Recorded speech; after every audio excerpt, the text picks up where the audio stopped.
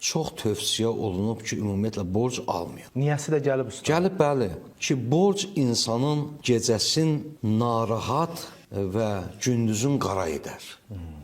Stres gətirər. Stres gətirər. Bəli. Hədisdə varımızdır ki, borc insanın ölümünü tezləşdirər. Bunları baxın Emil müəllim, mən bəzən təhlillərdə, nəinki bu təhlildə bir hədisi təhlil edəndə tez zehnimiz mənəvi təhlillərə gedir.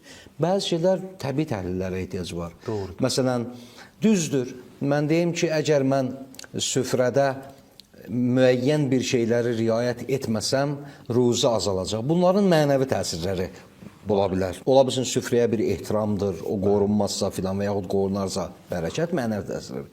Bəziləri irşad deyirlər, yəni başa salır sizi ki, bu dəqiqə statistika götürsək, nə qədər borcdan infaq keçirdib, udar keçirdib, zərbələnib, intihar edənlər, hətta ürək xəstəliyində tutulanlar bu barədə yumorlar da hazırlayırlar, paylayırlar ki, bəli, mənim borcum var, artıq bu vəziyyətə düşmüşəm. Bu bir həqiqətdir və hədisdə də bəli var ki, borc insanın ömrünü azaldar. İndi bu demək ki, bir nəfər borc götürsün, desin, məsələn, silə-i rəhimdə bir mənəvi təsir var. Bir nəfər qət-ur rəhim etsə, yəni ömrünü azalır. Hə, silə-i rəhmi valideyni ilə, qohumu ilə, əqrabası ilə o əlaqəni kəssə, ömrü azalar. Burada mənəvi rabitə var. Bağlılıq. Mənəvi bağlılıq var. Bu əlaqələnsə yalnız mənəviyyatla əlaqələnə bilər. Amma burada mən düşünürəm, belə deyil ki, bəli, bir nəfər borc alanda tez öləcək. O mənası yoxdur ki.